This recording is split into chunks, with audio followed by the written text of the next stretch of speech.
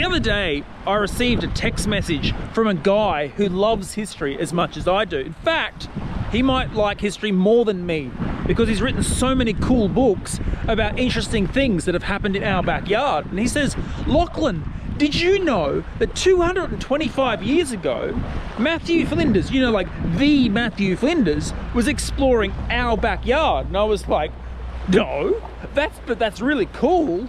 And I think I need to make a video about it.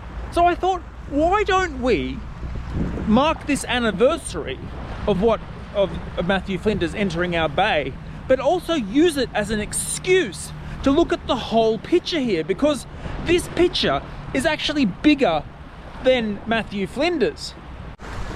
And not only is it bigger than Matthew Flinders, it's all interconnected.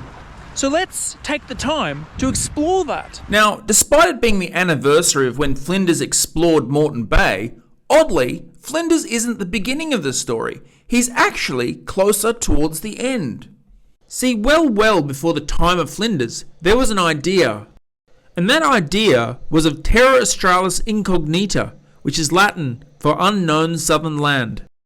This map from 1592 shows what people thought might be there.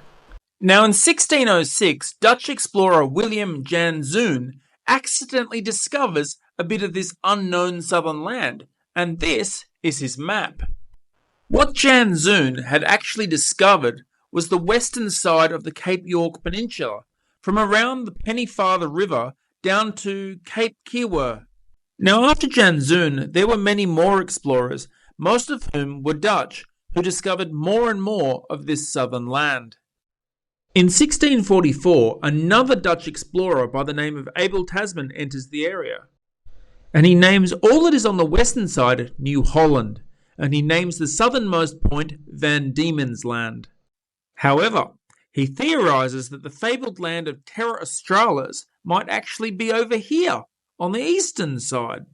But the Dutch being the Dutch, they also thought there might be another land further to the south. And guess what they called that? Yep, it was Terra Australis Incognita. Now going back to explorers, in 1767, Louis Antonio de Bougainville sailed so close he nearly discovered the Great Barrier Reef, but there was a problem, and that problem was he was French. So enter the precursor to Flinders. They send, sounds really weird when I say this, Lieutenant James Cook. Yep, not a captain yet. Cook's mission was to claim Terra Australis for Britain. On the 19th of April, 1770, Lieutenant Cook made it to the southernmost part of Terra Australis, around Point Hicks. Now the crew were divided. Some theorised that Van Diemen's Land was actually an island because of the currents they encountered. But Cook believed it was actually part of the mainland. It's why his map looked like this. Now this wasn't the only mistake that Cook made, but we'll get to that in a bit. After landing at Botany Bay, he comes up our way. Now look at this map. Looks a bit strange, doesn't it? Now remember that mistake I mentioned? See, because Cook was sailing where he was, he mistook the islands of Stradbroke, Moreton and Bribie for the mainland. Then he sailed north and he called this side New South Wales and, well, he claimed it all for king and country, and this is how we get this map. Now on the 16th of March 1774, a child by the name of Matthew Flinders is born. Now, I'm not going to cover everything here, just that which is pertinent to our story. Now, in his youth, he reads the novel Robinson Crusoe, and this has a massive effect on him.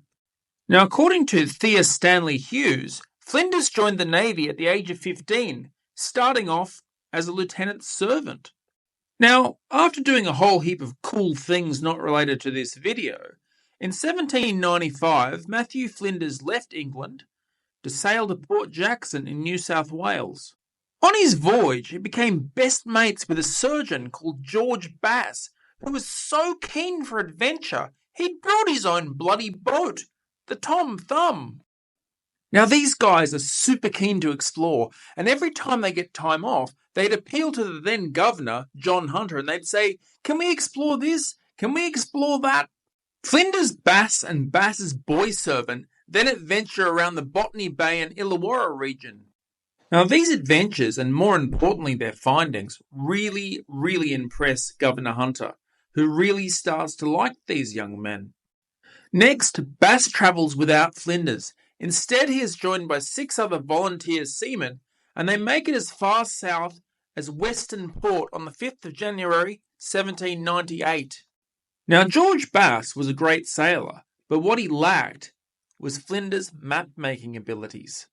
On returning to Port Jackson, George informs Governor Hunter, and then the two friends meet, and Flinders wants to know everything, and George was like, I reckon there's a strait down there between Van Diemen's Land and New South Wales.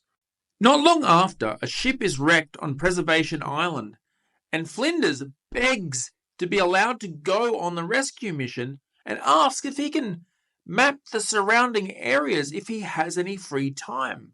Not only does Hunter say yes, he also writes back to England and he praises Flinders to the right kind of people.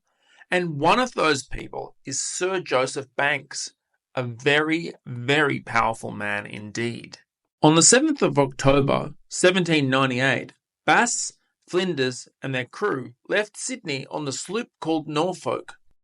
They then circumnavigated Van Diemen's Land, proving that it was indeed an island. Whilst doing so, Flinders names the strait in between after his friend, and it's called Bass Strait to this day. This location is a well-known place name, but what he is about to name is well known all over the world, and it's really kind of a really big deal. Now, somewhere around here, Flinders makes friends with 2 other characters, and these companions will travel further with him than Bass ever did.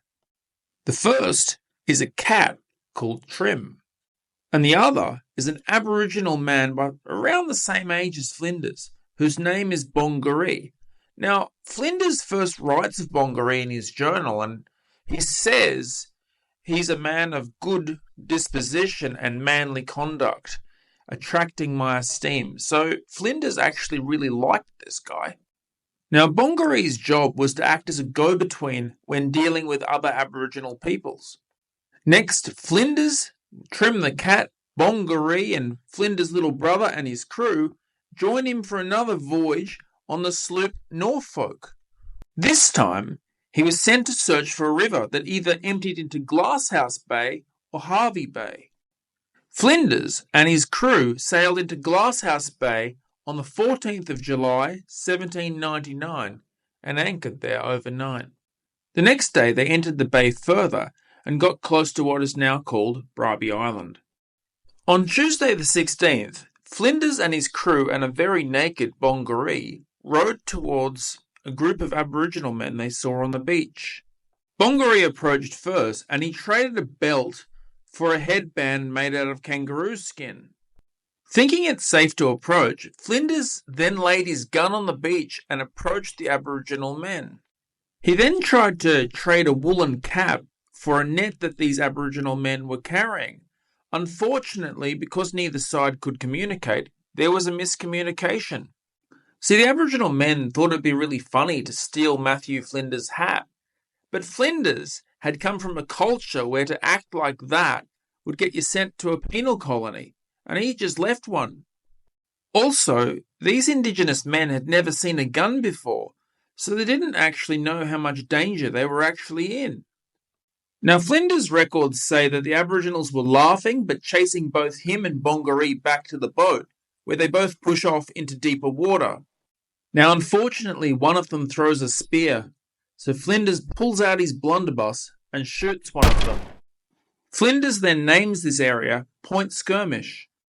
From here, they sail southwest and discover a place that Flinders names Redcliffe Point. It's how Redcliffe gets its name. From here, they go in a sort of westerly direction and they discover a green headland, which I'm guessing is probably this. Amazingly, Flinders says in his journal that this area was surrounded by the same kind of reefs that you find in northern New South Wales. So, in other words, the Great Barrier Reef. It's sad what we've lost, really. Flinders finds an Aboriginal net outside a house on this headland, and he's so impressed by the net's design that he actually records it as superior to that of the Port Jackson nets, and he takes it on board his sloop, and he leaves them a hatchet in return. On Thursday the 18th, he sails south, and he comes so close to finding the Brisbane River. But he sails past it. He then finds some islands which he simply names 1 to 6. The first is now called Mud Island, the second is St. Helena, the third is Green, the fourth is King, the fifth is Peel, and the sixth is Cudgee-Mudlow. From here, he cannot proceed any further south, because 1, it's full of shallow reefs, and 2, the Norfolk has sprung a leak. From here, he moves north to what he had named the Pumicestone River, which we now call Pumicestone Passage or Pumicestone Channel. On Monday the 22nd of July, 1799, Flinders found a place to repair the badly leaking Norfolk. On the 25th of July, Flinders writes about how he'd found a way to access the Glasshouse Mountains via a creek. That creek is Glasshouse Mountains Creek, which he has named Salt Creek, with his friend Bongaree. From here, they climbed one of the Glasshouse Mountains, which was Beerburrum. So think about it. They hiked from what they called the Pumicestone River, which is now known as Pumicestone Passage, and they hiked all the way across here through bush, and they hiked all the way up. They bushwhacked up here onto Beerburrum, and then they hiked across and back down through probably fairly thick scrub, and they walked all the way over there to Timbro. From there, they walked all the way back and bushwhacked all the way back to Pumicestone Passage. That's amazing. On the 31st of July, Flinders sailed out of our bay and up to Hervey Bay for another 5 days, where he was unable to find a river up there either.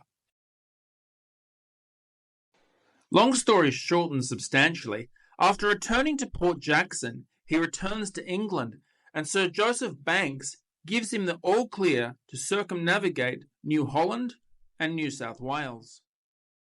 Because the French were up to their old tricks again, and they'd sent a man called Nicolas Baudin to do exactly the same thing. Flinders started his voyage from England on the 18th of July, 1801, with Trim the cat.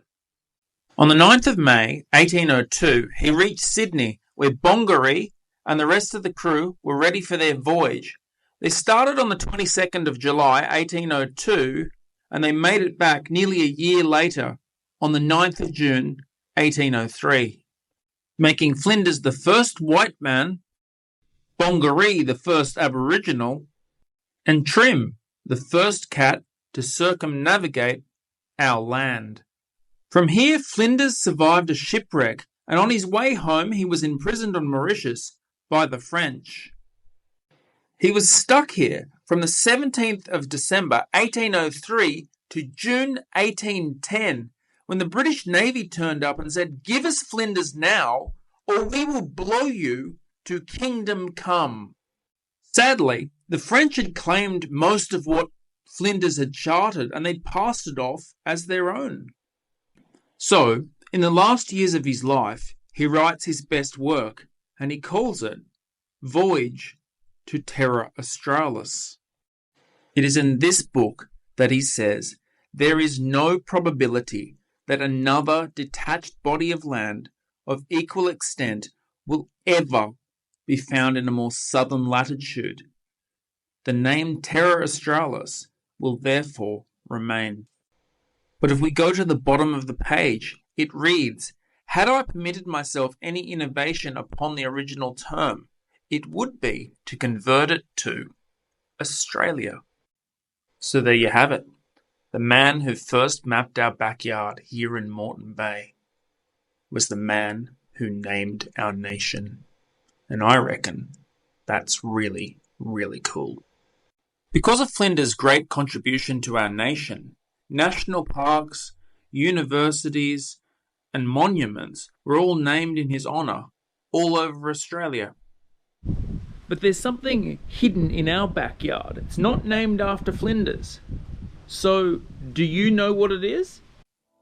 And I reckon that is also really, really cool. Now, do you remember at the beginning of the video, I talked about the person who loved history as much as me, the author? Well, I'm joined with him now. Can you introduce yourself to my audience? Yeah, sure, Lachlan. My name's Jack Sim. I run Historic Australia and Crime Tours Australia. I'm a passionate lover of history like yourself. Mm-hmm. I particularly love the fact that through your videos, what I do as well, we are bringing to light things that perhaps younger generations don't know about. I mean, the digital age has been great in some ways, but then a lot of history has sort of become forgotten. And the early days of Australia, Brisbane owes its existence to true crime. That it does. Yeah, That it does. Began as a dumping ground for the rejected convict scum of Sydney, and it was never really meant to be anything. But it became one of the going to host the Olympics in a few years. Where it's an amazing place. We've come a long way. Come a long way, and the tragedies, the exploration, the opening up of Australia, the impact on our Aboriginal people. All of this stuff needs to be told. That it does. So yeah, congratulations. You're doing a good Cheers, job. man. Cheers, man. If you've learnt something new, please like and subscribe. Cheers. Thanks.